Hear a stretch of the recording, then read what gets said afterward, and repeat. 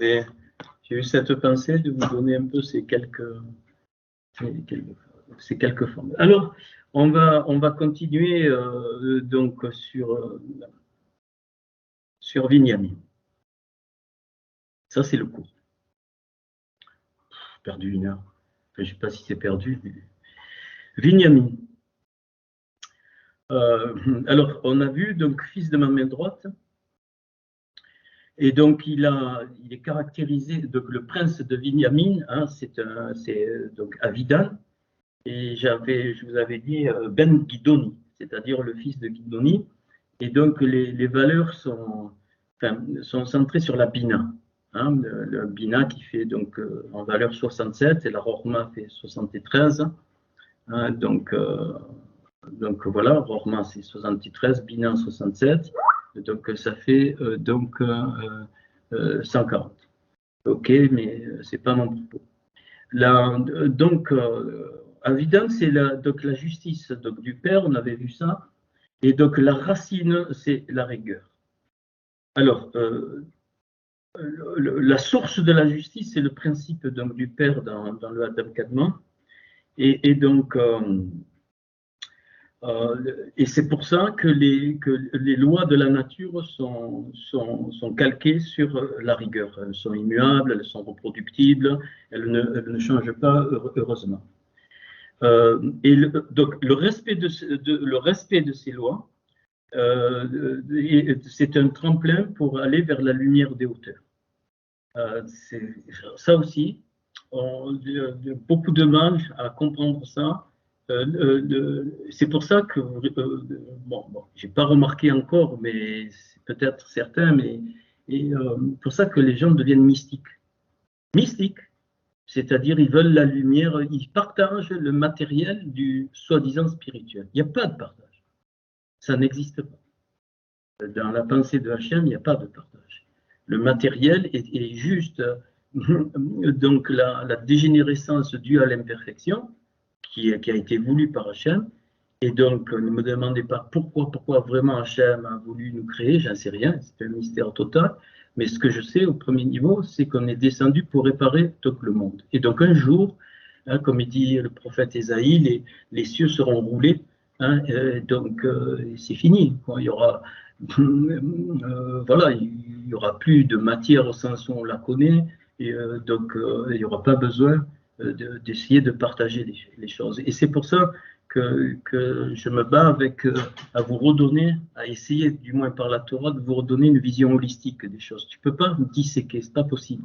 Ça, c'est bon, j'avais fait une étude là-dessus, que Caïn, c'est l'intelligence fragmentaire et Abel, c'est l'intelligence holistique. C'est-à-dire que tout est, même dans ton être à toi, tout est connecté, à tel point que si le corps est malade, ben, ça a des conséquences sur l'âme. Et les gens qui sont malades dans l'âme, des dépressifs, eh bien, ils sont fatigués, ils vont se coucher, et ainsi de suite. Donc, ça a des conséquences sur le corps. OK. Et puis, on avait, donc je vais venir à ça. Donc, on avait donc Vignamine, en fait, c'était Ben Oni, c'est-à-dire le fils de Madoula, qui fait aussi 67. Ben Oni, ça fait 67, c'est la Bina.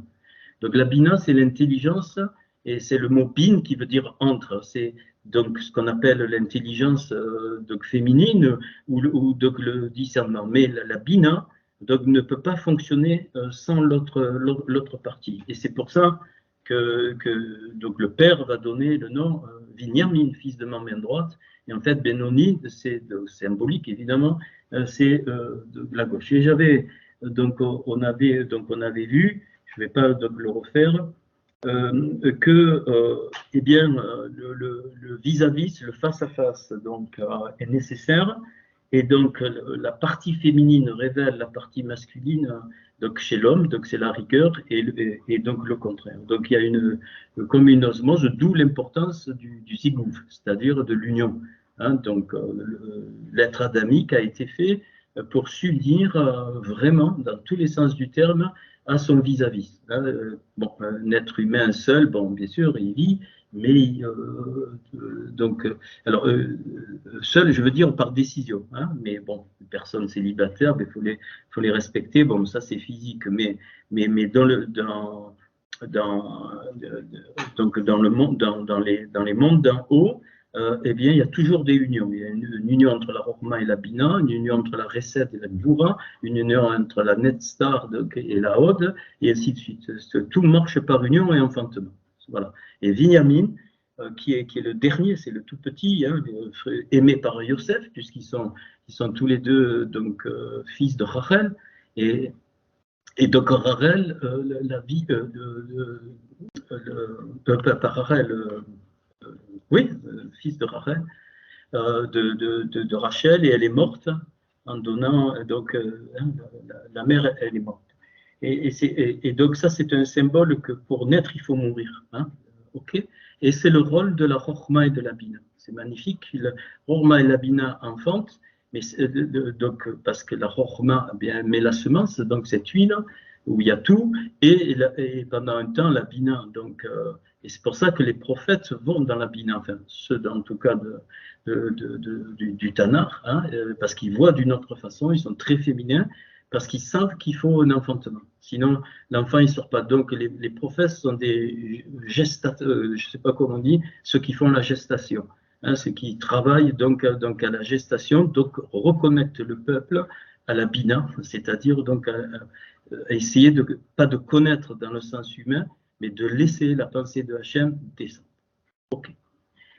Donc, ça, c'est bien. Alors, je vous donne un petit peu comment les choses se déroulent, comme ça, vous ne pensez pas que je sors tout de n'importe quoi.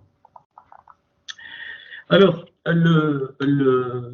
donc, cette osmose, cette intrication, j'allais dire, entre le féminin et le masculin, eh bien, m'a fait penser, alors, il y a des choses nouvelles, je vais reprendre quelques points,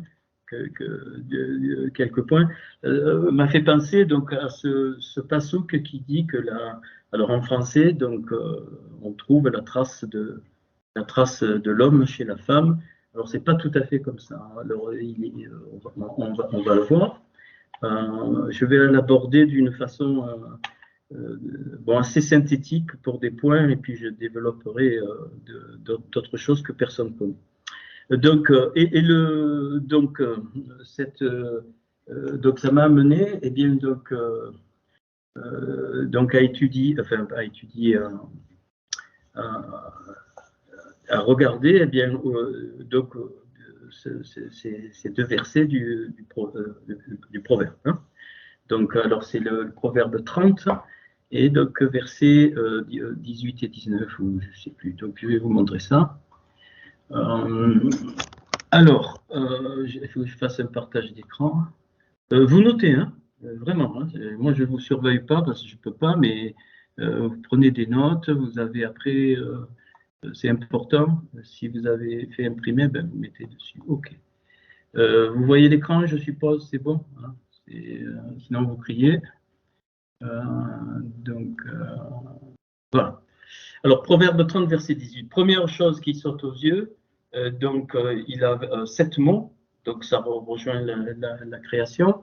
Et donc, il est dit, alors en français, il est dit, il y a 3 choses, mais il n'y a pas chose, le mot, il y a donc 3 C, C-E-S, bon, on a mis choses, qui sont étonnantes ou merveilleuses pour moi, ou de moi, c'est plutôt de moi, Mimeni, il faut que je retraduise, et même 4 qui sont non connus, nous on a mis donc inaccessibles.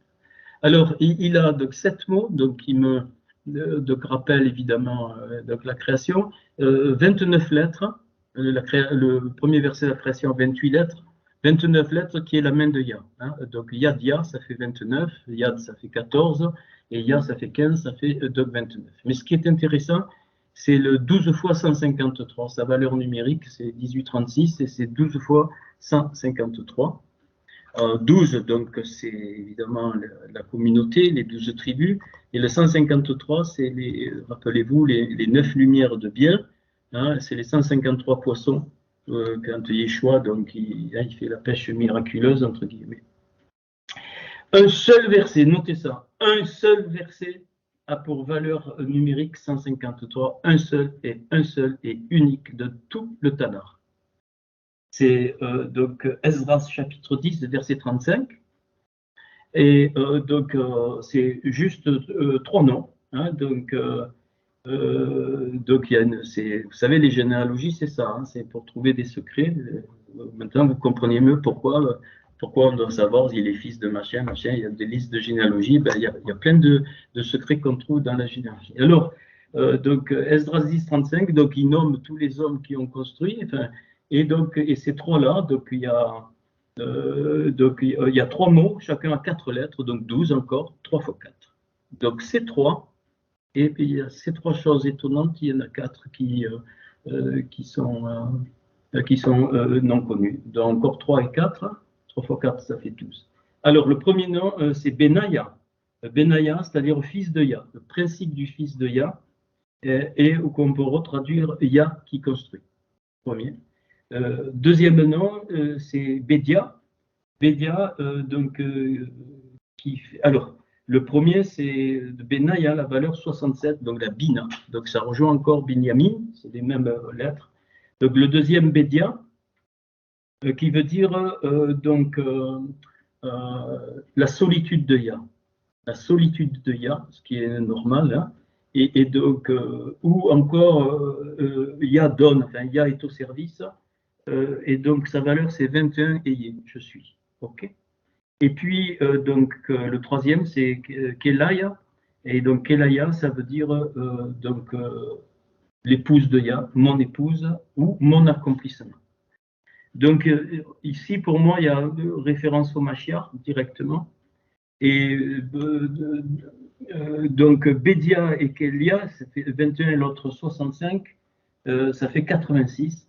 Et donc, 86, c'est les Elohim. Donc, c'est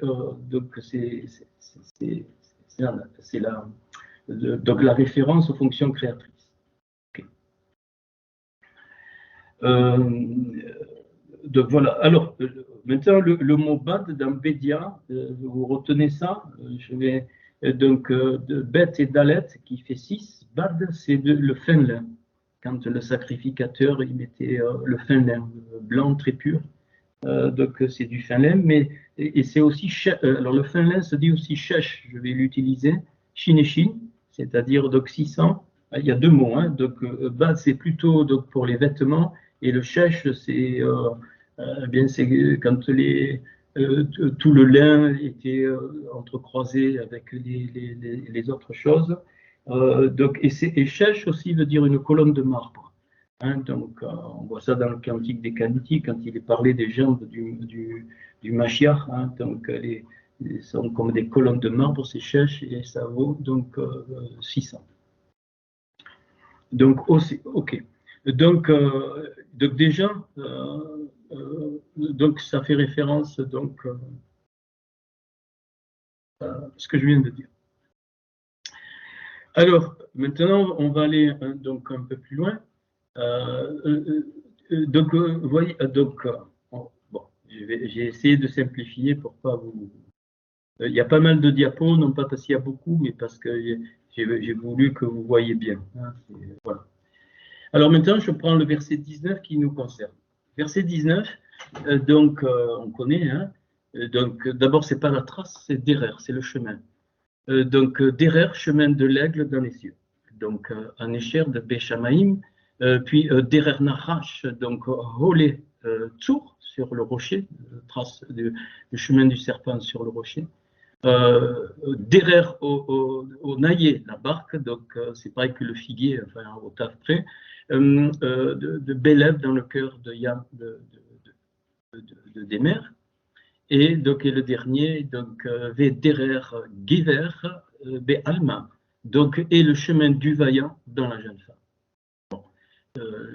Et donc la jeune femme représente la Kala, hein, représente l'épouse. Bon, j'ai pas fait avec les valeurs, mais bon, et donc c'est aussi donc c'est le peuple. Ok. Remarque de la structure, vous voyez, donc il y a trois mots par chaque strate. Alors il y en a ces quatre, mais comme il est composé, par exemple sur rocher, holet source, on peut dire que ça fait un mot, bon, peu importe. On a encore donc trois mots et donc 12 lettres à chaque strate. Donc 4 fois 12, ça fait 48 lettres. OK. Ça, c'est la structure du verset. Alors, bon, ben, alors déjà, le chemin de l'aigle dans les cieux, c'est l'air. Le chemin du serpent sur le rocher, c'est la terre. Le chemin de la barque dans le cœur des mers, c'est l'eau. Et le chemin du vaillant dans la jeune femme, ben, c'est le feu, puisque l'homme, c'est un feu, comme la femme. Donc, c'est pour ça que le mot Ish s'écrit Aleph Yud Shin. Aleph Shin, c'est le feu. Et donc, l'homme, c'est le feu dans lequel il y a le Yud, c'est-à-dire la graine de l'aroma. Et la femme, c'est Isha, c'est-à-dire c'est le féminin du feu. C'est Aleph Shin He, c'est-à-dire le souffle du feu. Donc, c'est pour ça que le divin il est représenté par le feu. Ok. Alors, ben c'est facile, enfin c'est facile.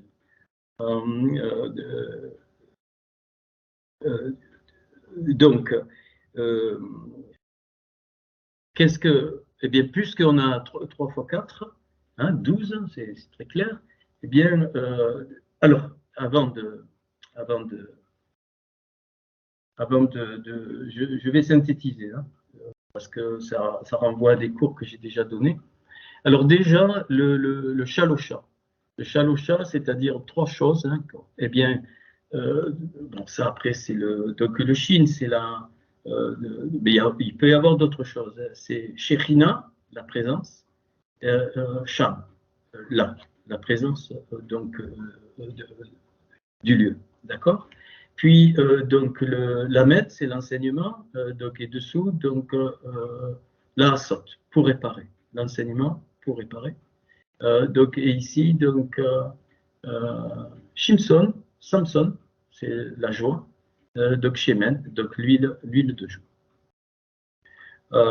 Alors, c'est.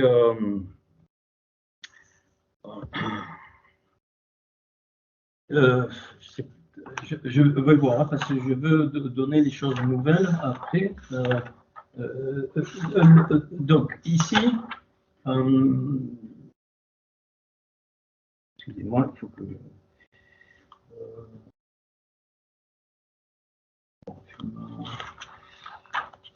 Ok. Donc, alors ça c'est la. Ouais. Donc, donc c'est les initiales donc, de ces 3 choses étonnantes, c'est-à-dire la présence, donc la shimra, hein, dans le lieu. Et donc c'est pour ça que c'est pas pour lui, Hachem, qu'il a fait un Beit Hamikdash, la maison de la sainteté qu'on a traduit par le temple. C'est pour nous, c'est pour l'homme. C'était un lieu de rencontre où il a fait sa shérina. Ok. La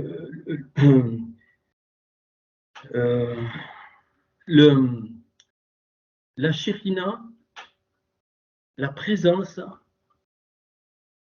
ne descend que quand je suis dans la Torah. Ça te contrarie, je m'en fous. C'est la vérité.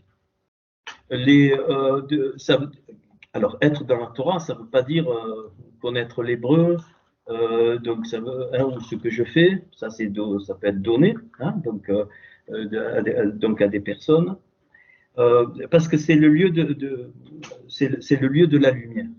Donc l'enseignement, c'est l'enseignement de la Torah, okay. Et donc ceux qui sont au bénéfice vivent cette shérina. Parce que c'est comme quand le souverain sacrificateur regardait la cuve d'eau des reins, et quand il regardait en bas de la cuve d'eau, eh bien, il voyait le ciel en haut. C'est-à-dire que les choses d'en haut, donc la présence de Hachem, ne descend jamais, dans aucun moment. Jamais, jamais, jamais, jamais, jamais, jamais. Tu peux prier, tu peux faire ce que tu veux, les conneries, c'est des troubles psychologiques, mais ce n'est pas la présence de Hachem. C'est faux. C'est ce que j'ai trouvé. La présence, la shérina, ne descend que quand je regarde dans les profondeurs de l'eau, c'est-à-dire dans les profondeurs de la Torah, ou que je suis au bénéfice de ces profondeurs. Je le dis clairement. Et quand on fait les cours, de rien que l'hébreu, tout ça, eh bien, ça te permet, la shérina, elle descend. Même si tu ne la sens pas, tu ne la vois pas, et cette présence-là qui transforme les lettres à l'intérieur de toi, puisque le sang, c'est les lettres, d'âme, je l'ai montré, c'est l'énergie des lettres, dans un des cours, et donc le fait de parler de la Torah, le fait d'expliquer, le fait de voir l'hébreu, de lire l'hébreu, même si tu ne comprends rien, ça pénètre par tes yeux, ça pénètre par tes oreilles. C'est dommage qu'on n'est pas ensemble. S'il y a des parfums qui sont répandus, pas physiquement, mais des parfums dans les mondes et qui te font monter sans que tu t'en rendes compte. Et c'est ça la Shérina. La Shérina ne descend pas parce que tu pries, ne descend pas parce que tu lis ta Bible en français. Jamais. Elle descend uniquement quand tu vas dans les profondeurs de la Torah.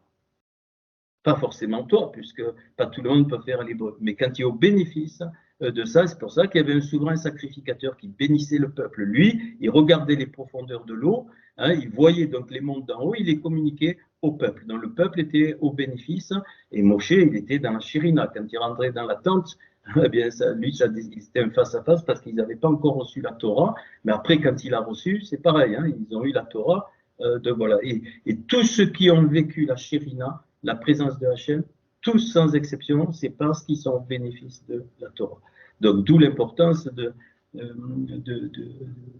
ce qu'on fait. Alors,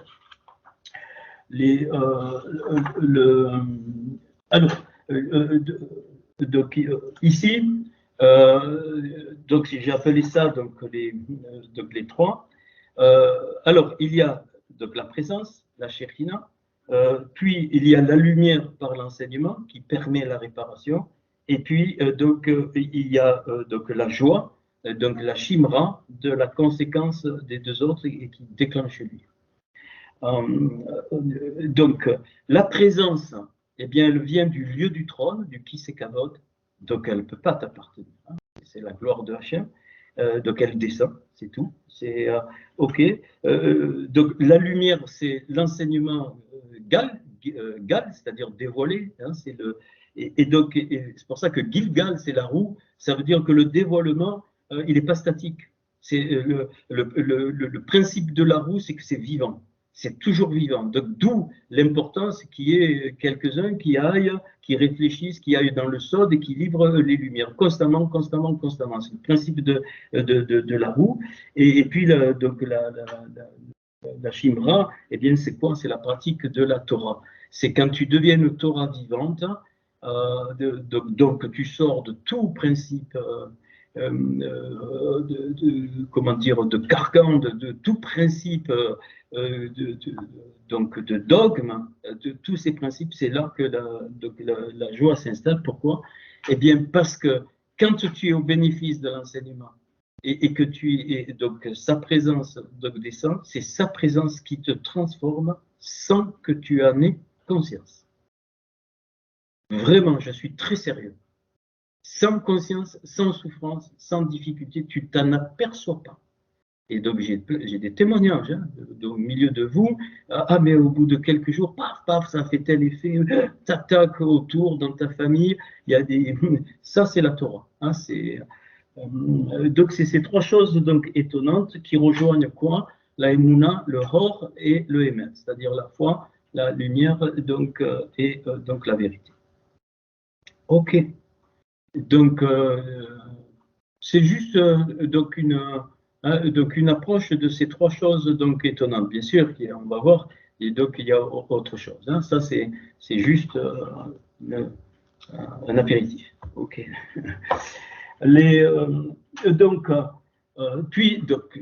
Alors, et c'est donc, et vous voyez, Chaloche, 3, mais il finit par et. Donc ça, c'est ok. Donc le et, c'est le souffle. Et la valeur, ça fait 635. Chalosha, ça fait 635, 5 fois 127. 127, c'est la croix. Donc le principe de la croix pour la réparation des 5 mondes. Très important. Donc c'est pas du tout la croix chrétienne, alors vraiment pas. Hein, c'est ce que je vous ai enseigné.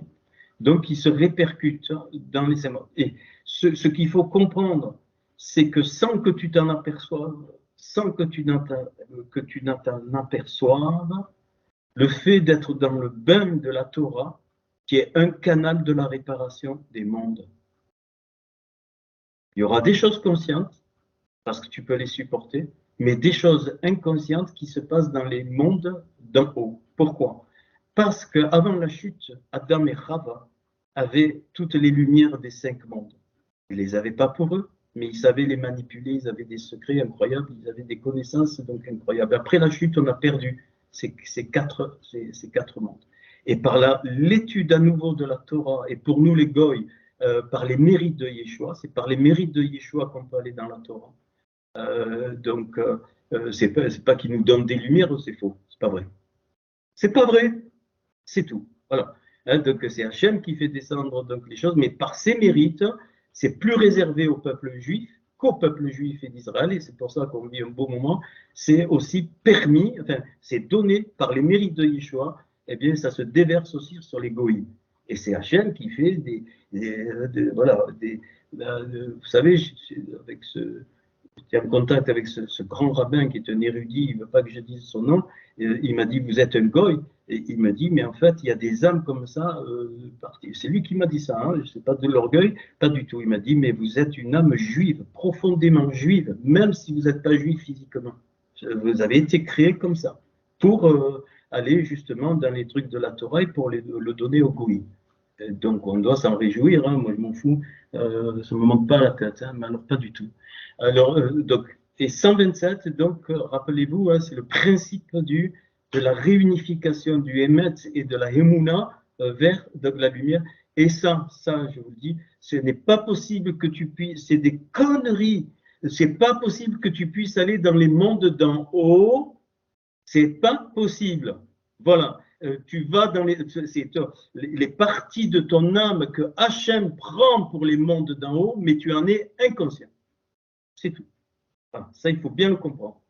Et donc, on s'en aperçoit par les conséquences qu'il y a ici sur la Terre et ce que ça produit. Voilà, c'est tout. Mais c'est pas d'un coup, voilà. Et c'est-à-dire que tu n'as pas d'extase dans le sens, tu es plus là. Paul a eu, il est monté, mais de façon pas constante. C'est pour ça qu'il dit qu'il a entendu, pas qu'il a entendu, après son expérience, qui était inconsciente, eh bien, il a su des choses qu'il a écrites. Et il a dû les écrire, puis après ça a été transformé. J'en ai retrouvé quelques-unes sur quelques points que je vous ai donnés. Ok. Mais Shalosh tout court, ça c'est l'ensemble. Shalosh tout court, c'est 3, c'est 630. Eh bien, on va retrouver les 9 fois 70, c'est-à-dire les 9 sources de lumière. 70 c'est la source. Les 9 sources de lumière que je vous ai bassinées dans tous les sens, hein, que vous connaissez. Vous avez qu'à reprendre le cours. Là, juste, je les nomme. Elles marchent par 3 et 2 sont liées. La rigueur et la grâce liées par le Hérad, la sagesse et l'intelligence liées par le Ahava, c'est-à-dire l'amour, l'autre c'est l'unité, et la sainteté et la pureté au sens où je l'ai enseigné, par le mariage, par l'alliance. Ok. Et puis, c'est 7 fois 90, c'est-à-dire les 7 royautés, qui correspondent aux 7 jours, donc 3 plus 4, on retrouve le 3 plus 4. Donc, le Davar, qui est la parole conceptuelle, donc qui est la lumière, et qui est,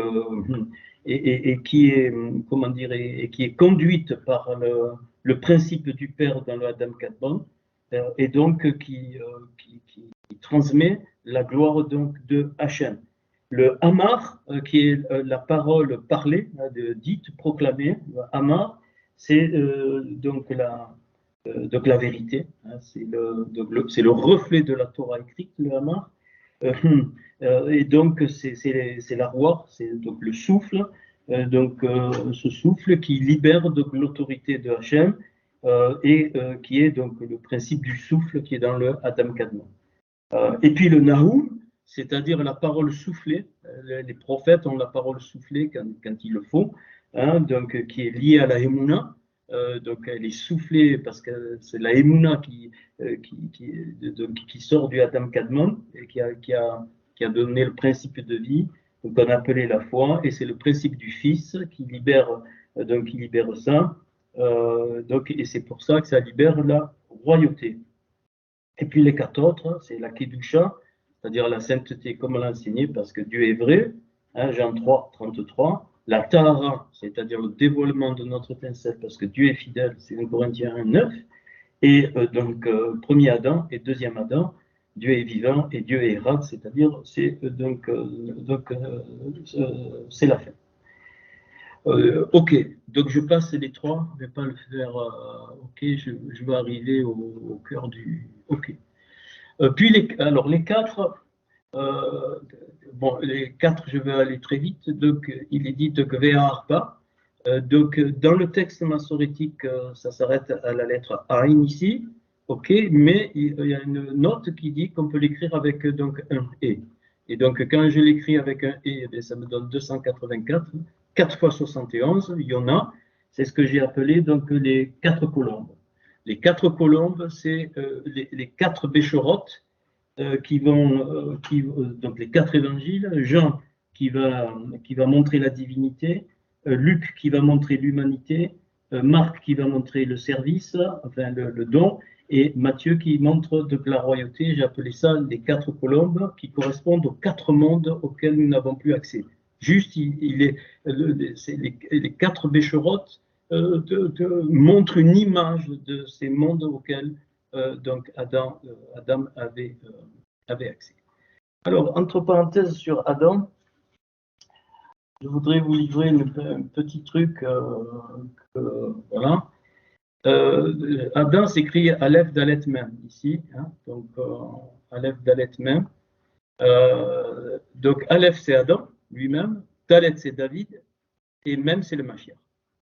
Or, entre donc Adam et David, il y a eu 2854 années qui s'est passées.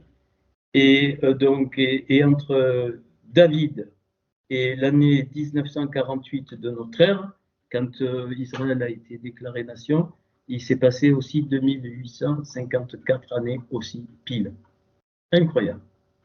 Et donc la somme des deux, ça fait 5708.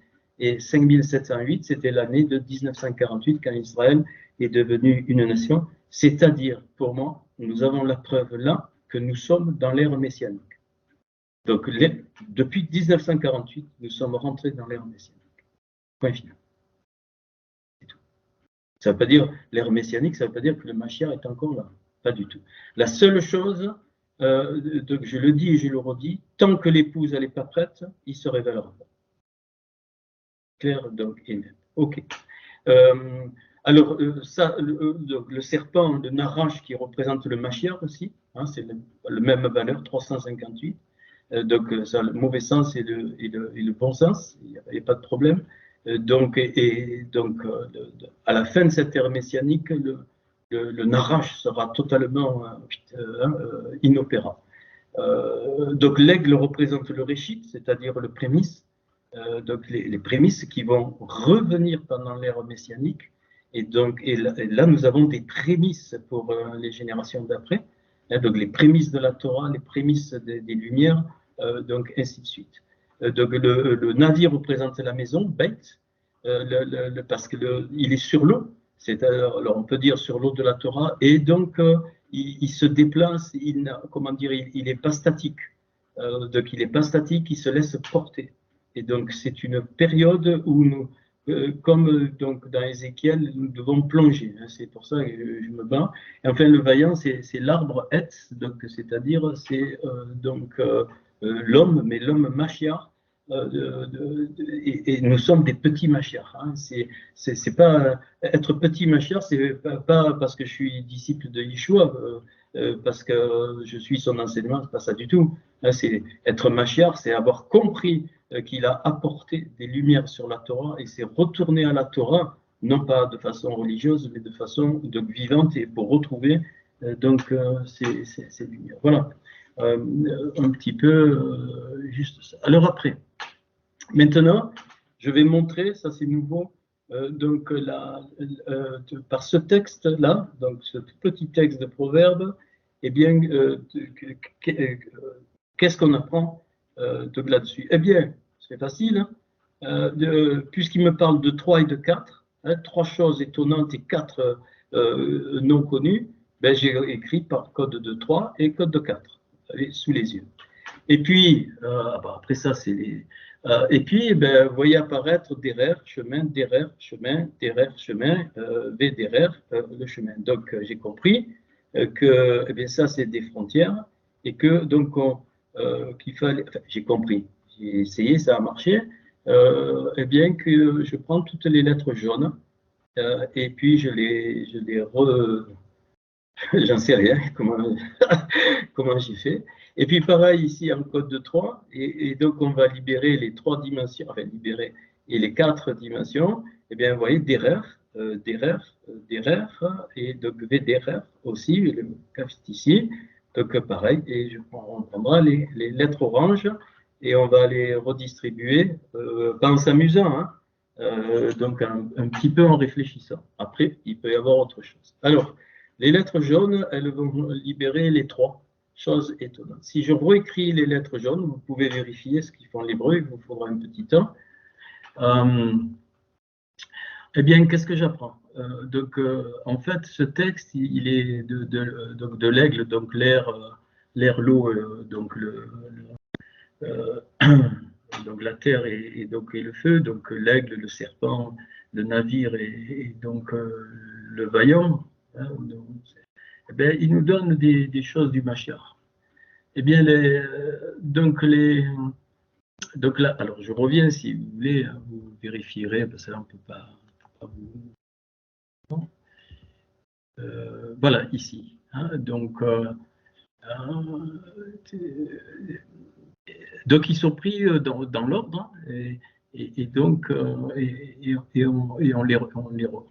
les replace, mais pas en s'amusant. Chaque partie. Okay. Et j'obtiens Aven Yeshua, donc Amashia, c'est-à-dire donc la pierre donc de la délivrance par le Mashiach. Alors vous allez me dire, bon, ok. Et la valeur de cette phrase, c'est, vous le retenez, 802. Ici. Puis la deuxième chose, l'essence, voilà, c'est le Nazaréen en Galilée. Shoresh, notre série, donc Bégalil. Donc l'essence, la racine donc, du Mashiach, c'est le Natsri, c'est-à-dire le gardien en Galilée. Mais c'est beau. Si ça vous émerveille pas, tant pis pour vous. Mais c'est plus que ça. Enfin, c'est plus que ça. Regardez ça. Donc, c'est le shoresh, c'est-à-dire l'essence. C'est difficile, racine, on dit, racine d'un arbre, on dit shoresh. Mais c'est le Galilée, c'est roulé, c'est le cercle. C'est le Gilgoul. Et en fait, le Nazaréen, le Mashiach, il est le gardien du Gilgoul. Waouh! Et c'est pour ça que la Bémécoire nous dit qu'il est symboliquement assis à la droite de Dieu le Père, c'est une connerie. Et il est assis à la droite de la Kéter qui est le Kisekavod, et où le principe du Père coule, donc évidemment. Et donc, et pour nous les Goïm, c'est lui qui nous fait passer pour les Gilgoul, si on doit revenir ou pas revenir. C'est Yeshua pour nous, par ses mérites, parce qu'il laisse couler la fonction du Père. C'est pour ça qu'il est assis à la droite, comme Binyamin, hein, fils de ma main droite. Eh bien, c'est lui qui est le gardien des Gilgoulim pour les Goïm, pas pour les Juifs, pour les Goïm. Ok? Et puis, donc le dernier, c'est le dévoilement, où il dévoile la royauté de Hachem. C'est lui il est roi parce qu'il dévoile la royauté de Hachem. Hein, bien sûr, donc il est roi des Juifs, il est roi des Goïm, mais dans le sens dévoilement de la royauté de Hachem. Lui, il dit, c'est pour ça qu'il dit, il n'a jamais dit qu'il était roi. Hein, il n'était pas roi sur la terre, pas du tout. Hein, mais quand il va revenir, oui, il va établir la royauté de Hachem. Et on peut dire comme Moshe qui était roi et qui était en même temps donc prophète. Et donc on obtient donc de Béav Améler de Amram, c'est-à-dire donc alors j'ai mis exactement mais ça va être donc le roi le don du roi, c'est-à-dire lui-même, le don du roi, pour qui? Pour le peuple élevé. Qu'est-ce que ça veut dire? Donc, Be'am Khan, eh bien, ça veut dire pour le peuple qui se prépare à être l'épouse. Point final. C'est tout. Donc, sa royauté se dévoilera uniquement quand le peuple sera prêt. Alors là, le 12-25, je l'ai un peu laissé, c'est 25-49, enfin, il y a des choses, mais bon, je ne m'en suis pas, sinon ça aurait trop fait. Mais on retient le 802 et le 456. Alors, maintenant, on passe au 4, puisque 3 choses étonnantes et puis 4 inaccessibles. Donc, inaccessible, ça ne veut pas dire qu'on ne peut pas voir, mais par exemple, mais on peut pas, on peut rien faire, quoi. C'est juste donc une lumière. Maintenant, les lettres oranges, ben pareil. Alors, ça m'a sauté aux yeux, c'est pour ça que je l'ai fait comme ça. Bien, il y a Mashiach, un Messie, un Messie. Les 3 sur là, ici. Donc, Mashiach, un Messie, un Messie. Messie, ici, c'est la racine de Mashiach, c'est la soie. La soie, la soie, la soie. Je peux dire le Messie, mais je préfère rester en hébreu. Mashiach, tu vois, il y a le ret qui n'y est pas, mais c'est la racine du Mashiach, c'est la soie.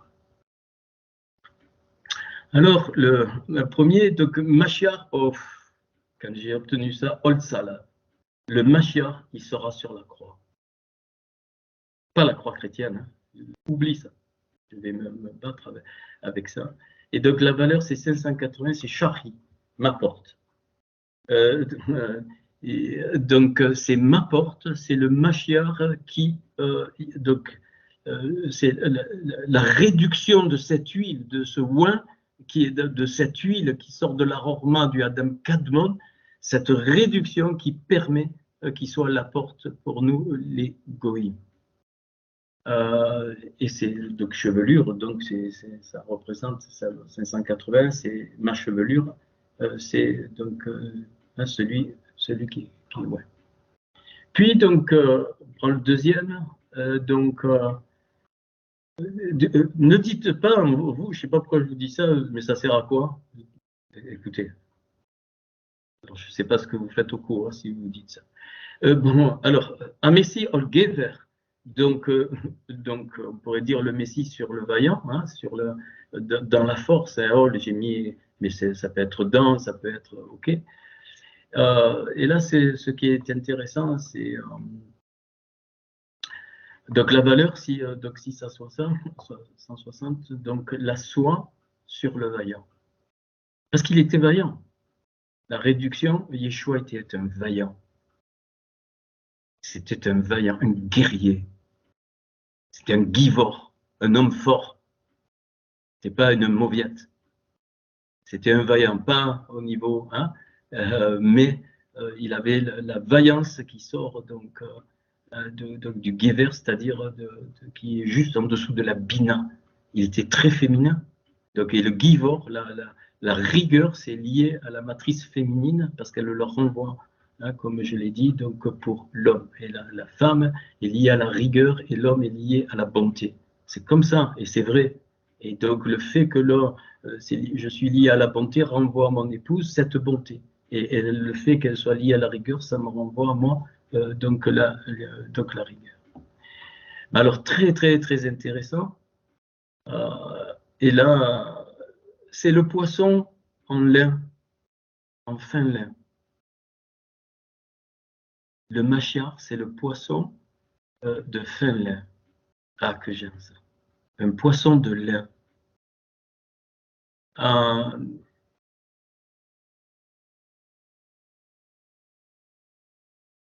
Alors, pourquoi?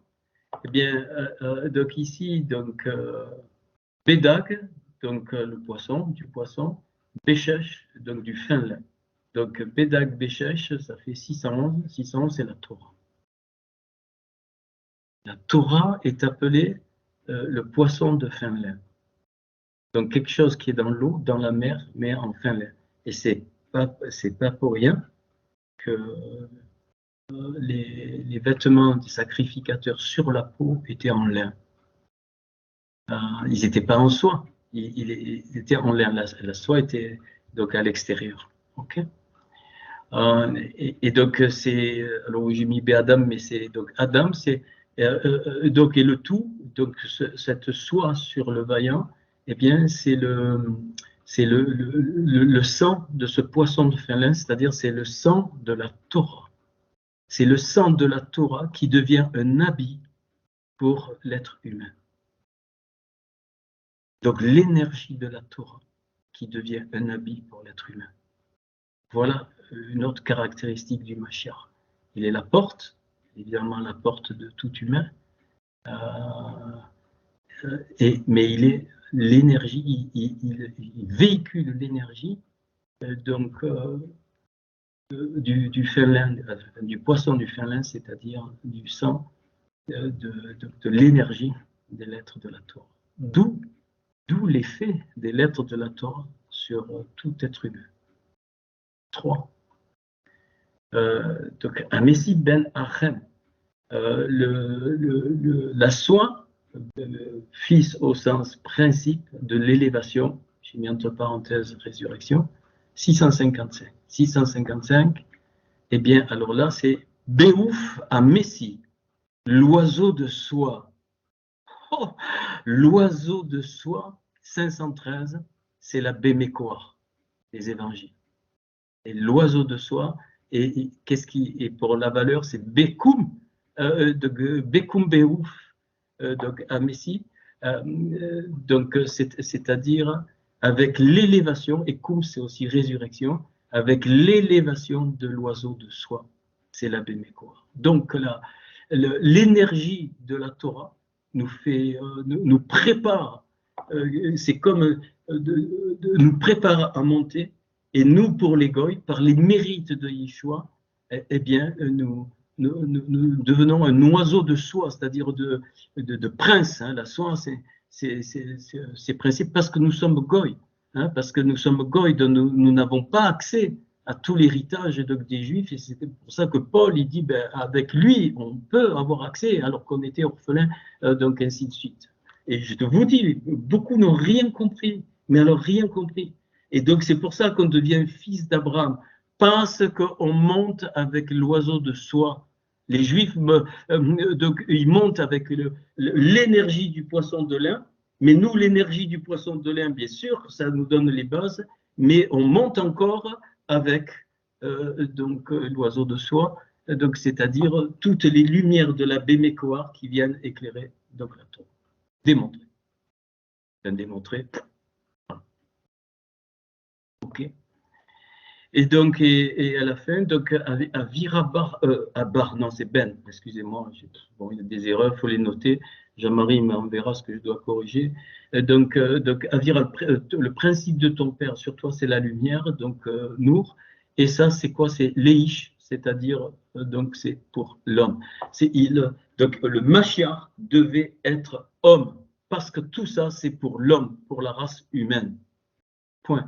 Il n'est que l'échantillon, le Mashiach, il est que l'échantillon de ce que nous deviendrons, donc de ce que nous deviendrons à la fin. Je ne sais pas quand la fin, mais la fin n'est pas une fin. Hein. Je vous l'ai déjà dit, on va continuer, je ne sais pas dans quoi, mais donc on va continuer.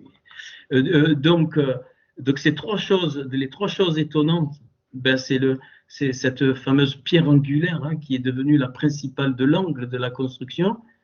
Eh bien, je le redis, c'est loin Yeshua, c'est la délivrance donc du Mashiach, donc c'est-à-dire de celui qui est loin. Puis donc le gardien des Gilgoulim, le Nazaréen, c'est ça, gardien des Gilgoulim. Donc c'est l'essence de l'avancement, du roulement. Hein, donc on répare. Hein, il est pour nous le gardien des Gilgoulim. On doit avoir des Gilgoulim si on revient ainsi de suite. Et enfin, le dévoilement donc, de sa royauté. Trois choses fondamentales. Et puis quatre aussi, les quatre qui sont qu'on voit, enfin que j'ai trouvé, mais qu'on ne peut pas accéder. Hein. Personne ne peut avoir toute la connaissance de la Torah, et personne ne peut avoir toutes les lumières que Yeshua a données dans la Bémécoire. La seule chose, c'est que le poisson de lin, hein, le poisson de lin, c'est la pensée, hein, c'est magnifique, le poisson représente la pensée. Et l'oiseau, eh c'est l'élévation par le haut, par Hachem, pas par nous. L'élévation.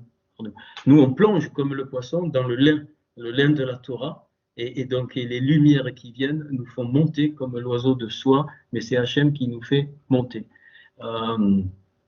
Et c'est pour ça que c'est la porte. C'est résumé. Alors maintenant, donc quand je reviens, excusez-moi, on va faire un peu plus long ce soir, mais pas trop, ça va. Donc ici, aux valeurs donc, 802 et 456, celle-là je la laisse de côté, parce qu'elle est symbolique de la lumière, mais bon, le 25 c'est la lumière et 7 carré c'est la perfection, mais sinon ça va. Mais on retient 802 et 456. Et donc j'ai eu l'idée, je vous donne en même temps le défilement de comment ça se passe. Mais ça, c'est pas sur une heure, hein. Voilà, on travaille, on cherche, et ainsi de suite. Eh bien, alors, vous me suivez là, donc je m'aperçois que des raris, mon chemin quand il est dans Isaïe, quand il est parlé, mes pensées ne sont pas vos pensées, vos chemins ne sont pas mes chemins. Eh bien, des raris, donc la brara terrari, c'est pile 456, qui veut dire, qui est aussi, donc ça réfère à ça. Donc ce chemin est une bénédiction, 456, il est là. Là, voilà, ici, donc c'est lié à la royauté. Et donc c'est la vérité de Yah, mais c'est aussi donc par la croix. Hein. Sur la 222, c'est la bénédiction, ici c'est pareil. Mais on va donc un peu plus loin, Derari, mais mes pensées, c'est Marchavotai. Marchavotai qui fait 760, et c'est Gadola, la magnificence de mes pensées.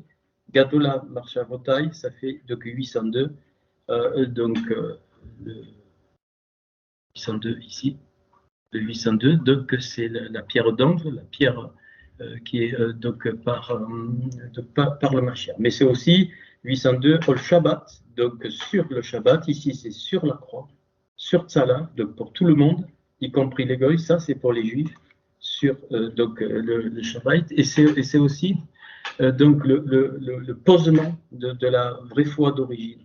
C'est le 7 et Mou. Ok. Donc, qu'est-ce que j'ai fait? Eh bien, j'ai pris le texte qui parle de mes pensées ne sont pas vos pensées. C'est logique. Et donc, on va voir ça. Magnifique. Ok.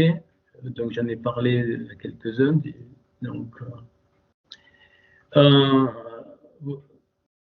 Donc, ici, mes pensées. Marchavoti. J'ai oublié le A. Marchavotai, pardon. Marchavotai, c'est ça, tout se tient. Hein. Marchavot, c'est les pensées, Marchavotai. Mais tu le décomposes à même, Rachav, donc Oti. Et donc Oti, c'est mes lettres. Rachav, c'est prendre en considération. Et mes deux. Donc, les pensées, mes pensées, quand Hachem parle, il dit de prendre en considération ces lettres. Les lettres de la Torah, les lettres qu'il a créées. Pluriel. Pluriel. Ça veut dire que c'est une ouverture totale. Puis vos pensées, Marchavoteret, donc cette fois, ici, Marchavoteret. Alors je vous ai mis la référence où le mot Rachav intervient, hein, vous pouvez aller voir. Marchavoteret, eh bien, donc, ça veut dire vos pensées. Je le décompose, même, Rachav, Ot, Yaken. Et donc, l'origine de prendre en considération la lettre, ça les tuera.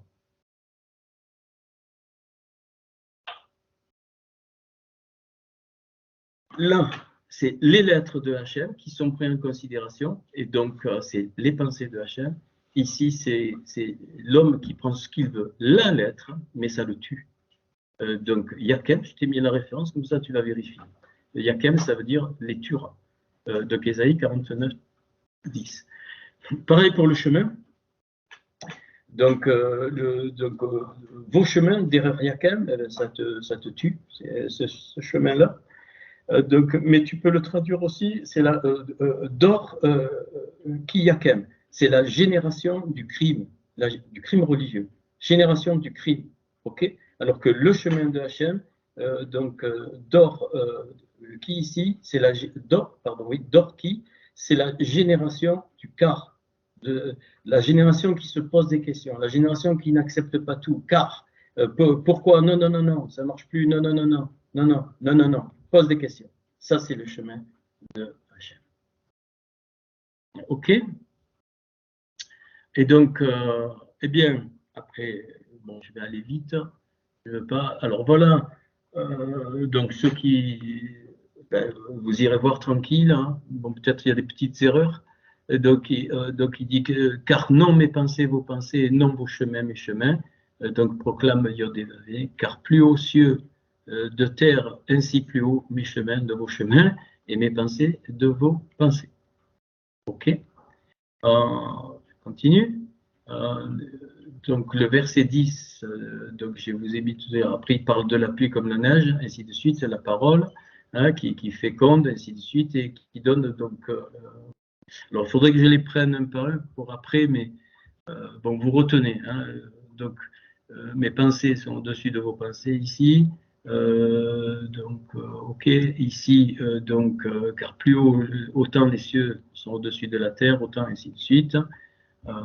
Là, la pluie, là, ça c'est la neige et la pluie, la parole qui est comparée à la neige et à la pluie, enfin, la pluie et la neige qui féconde la terre, et puis c'est sa parole ici.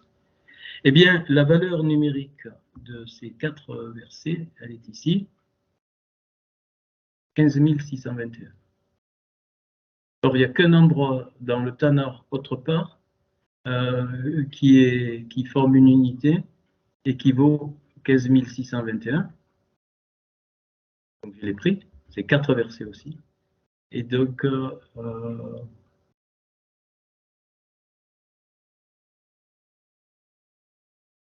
c'est Ézéchiel 10, versets 1 à 4. Ce merveilleux passage où Ézéchiel il voit je regardais, voici, vers l'espace, vers la rakia, que sur la tête des chérubins, il y avait comme une pierre, comme une apparence, comme une ressemblance d'un trône, donc apparaissait dessus. Vous savez, le fameux passage avec les chérubins, ces 4 versets font exactement la valeur des pensées. C'est déjà le premier. Sur la tête des chérubins représente donc la pensée de Hachem, c'est-à-dire au niveau de la Kéter. C'est-à-dire que les pensées de Hachem, personne ne peut les connaître. On ne peut recevoir qu'une image de ces pensées au-dessus des chérubins, la tête des chérubins, si notre vase est ouvert. Et donc elles sont infinies. Elles sont infinies. Elles sont distribuées par les chérubins. Et c'est pour ça qu'il y a eu 2 chérubins qui ont retenu l'arbre des vies, hein, parce qu'il y a des pensées que Hachem ne veut plus que l'homme touche depuis donc la faute. Et donc ça, l'origine de mes pensées, c'est ça. C'est pour ça que plus tu montes, il faut comprendre, plus tu montes dans le monde, dans les mondes ou dans le, comme on a dit, ben, plus tu es correct, j'allais dire entre guillemets, pour réellement avoir une image par les chérubins de la pensée de Hachem, enfin d'une des pensées de Hachem, parce que c'était infini. Et ça, où c'est que la pensée se forme dans l'image dans notre corps? C'est pas au niveau du cerveau, biologiquement, hein, c'est au niveau des reins. La pensée se forme, les circuits se font. Une pensée, c'est quoi? C'est des neurones qui se mettent en connexion et qui forment une pensée. Ça, c'est biologique. Mais la pensée, elle vient d'en haut. Regarde, comment se fait-il que tu penses? Comment, d'où ça vient? De quoi? De quoi? De ton cerveau? Non. Le cerveau, c'est de la gélatine, hein, c'est un support. Le cerveau d'Einstein, il est exactement comme le même que toi. biologiquement exactement le même. Il n'y a pas plus de neurones, pas moins de neurones, ça n'a rien à voir. Rien à voir. Donc, l'origine de la pensée, eh bien, c'est quoi? C'est quelque chose qui vient des mondes supérieurs qu'on ne maîtrise pas. Et et pourquoi les reins? C'est un symbole. Eh bien, c'est quand tu es dans la Torah, en fait, tu mets la ceinture au rein. C'est pour ça que Paul, il parle de mettez la ceinture à vos reins, qui est la parole de Hachem, la parole de la Torah. Et donc, quand tu es dans la Torah, tes reins sont sains, et ça veut dire quoi? Ça veut dire que plein de mauvaises pensées commencent à dégager, et tu deviens de plus en plus apte eh bien, à recevoir ces lumières d'en haut, enfin, ces pensées. Pas la pensée de Hachem, c'est infini. C'est sur la tête des kérouvim, de le roche, hein, sur la tête, c'est-à-dire c'est eux qui communiquent, mais il faut que le vase il soit conforme. Mais si tu n'es pas dans la Torah, tu reçois quoi? Rien du tout, plus ou moins. Hein. Alors même si tu connais la Bible par cœur, rien, clair. Il faut l'ambiance de la Torah. J'y peux rien, c'est comme ça, c'est ce que j'ai trouvé. Ok. Et regarde, il dit comme une pierre. On a vu, la pierre, c'est de Yeshua, selon la pierre pour nous, pas forcément pour les Juifs ou tout le monde, mais pour nous qui prétendons être disciples de Yeshua, ben c'est par ses mérites. Eh bien, il y a un canal qui nous donne des choses, mais c'est tout. Ça ne veut pas dire qu'il fait tout. Non, non, non, non.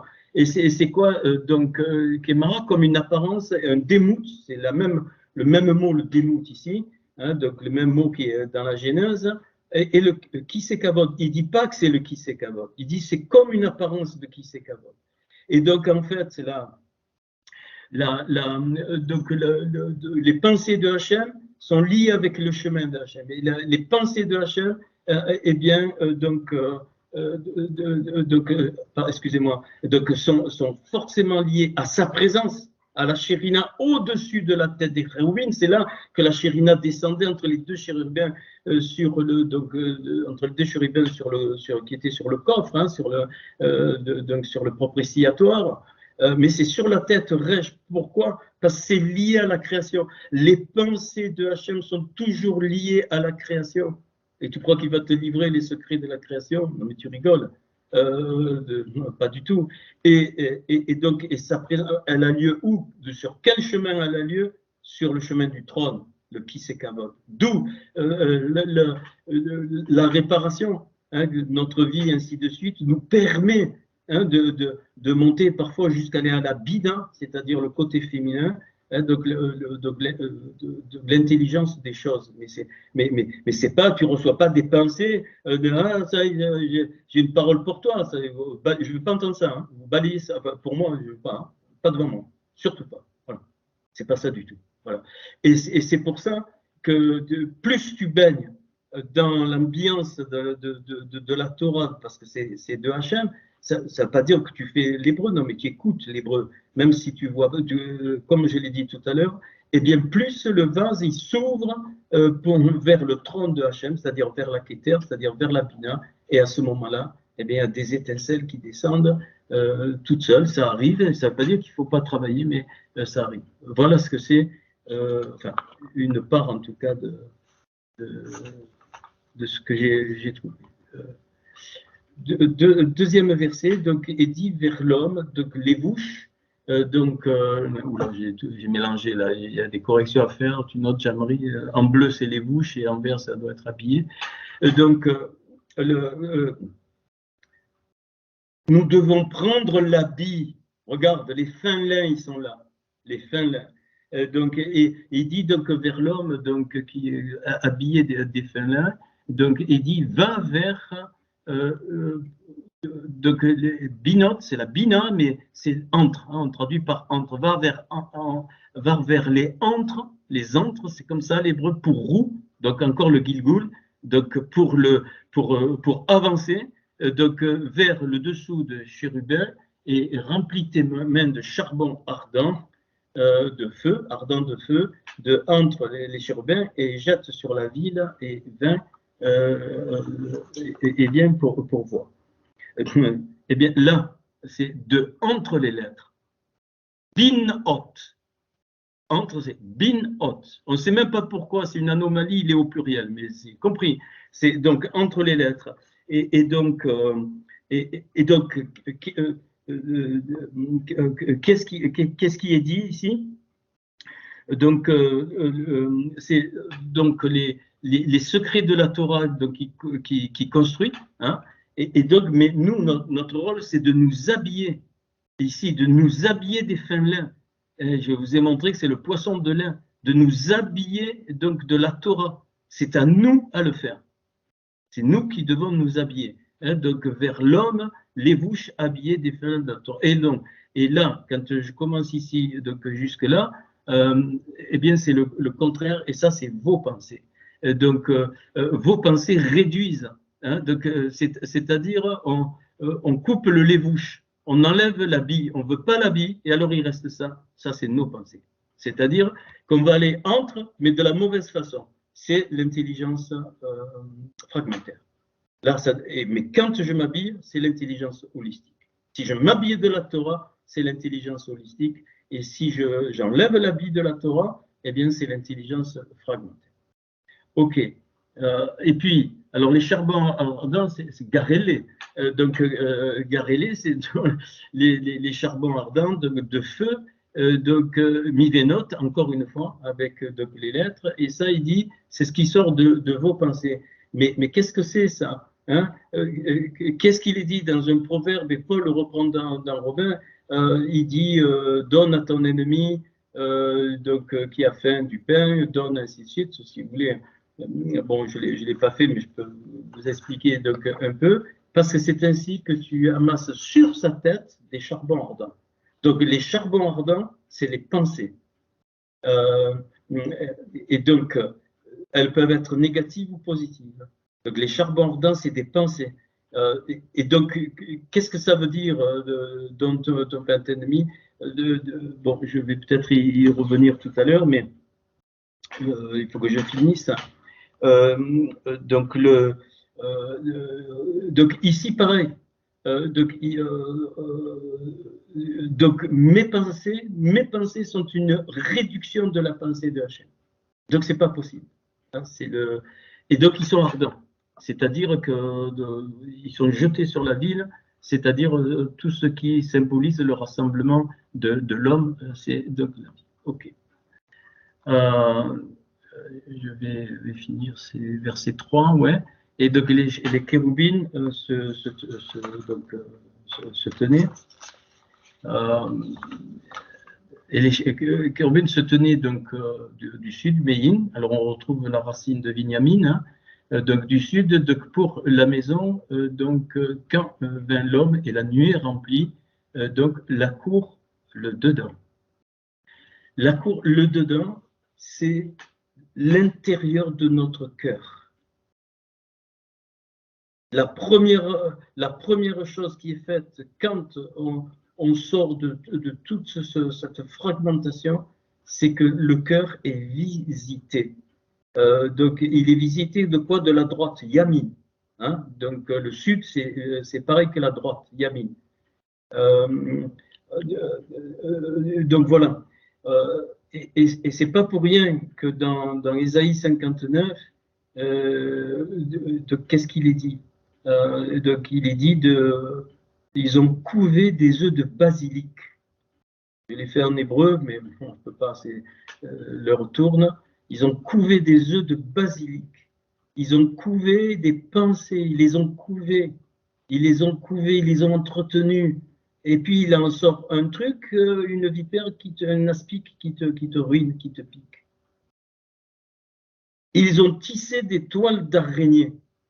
Ils ont tissé leur œuvre à eux, ils ont tissé leur religion. Et donc ils se sont créés des clipotes, c'est-à-dire une toile d'araignée, elle t'empêche de voir la lumière, et en plus, elle prend les insectes, elle prend les âmes au piège.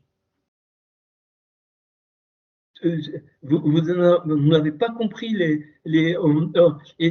c'est pour ça qu'on ne doit pas couver les pensées qui ne sont pas les pensées de Hachem.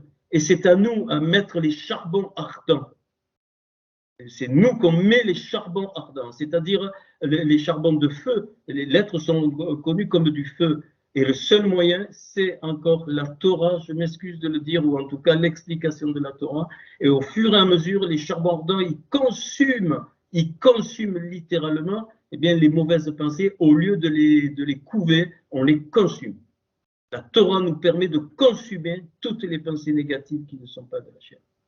Voilà donc c'est en dedans d'abord que ça se passe. Ok. Et ça correspond à chaque verset de l'autre. Hein. Vous avez compris. Hein, je pense que.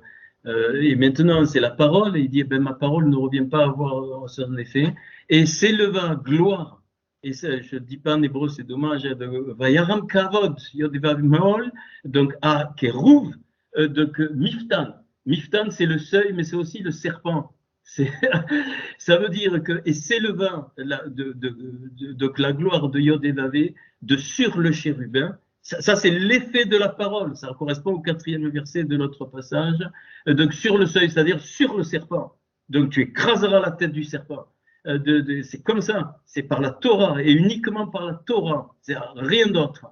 Donc ici, donc Abaït, la maison est remplie, la maison, donc la nuée, donc elle a rempli, et la cour, cette fois, donc fut donc remplie, donc est tout le contenu d'une lumière éclatante, et vous voyez que la cour là, eh bien elle est pas intérieure, il n'y a pas le mot intérieur, c'est la cour, c'est-à-dire c'est l'ensemble, c'est tout le peuple, donc, et la parole donc au travers de chacun, eh bien fait son effet sur tout le monde, et c'est une lumière éclatante de quoi? De gloire, de la gloire de Yod et Vavé. Donc ma parole ne revient pas à moi sans avoir fait son effet. C'est ça la gloire de Yod et Vavé.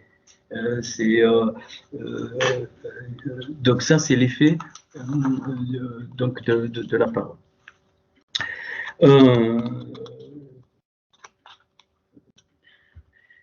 Ok, je vais arrêter. Alors, oui, je voulais juste pas expliquer, mais donner quelques éléments. J'arrête le partage d'écran. Alors, c'est tellement holistique que c'est ok. Alors,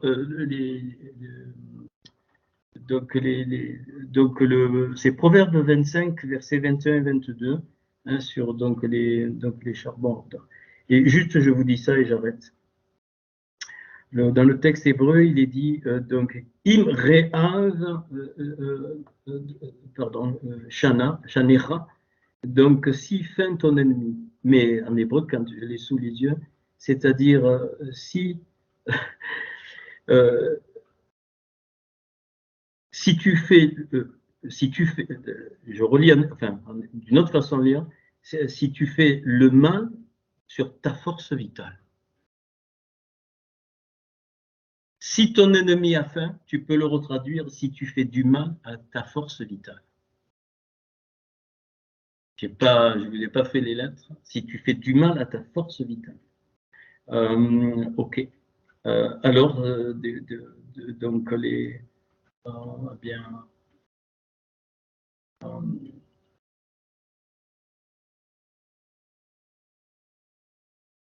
voilà. Je reste là parce que... ok.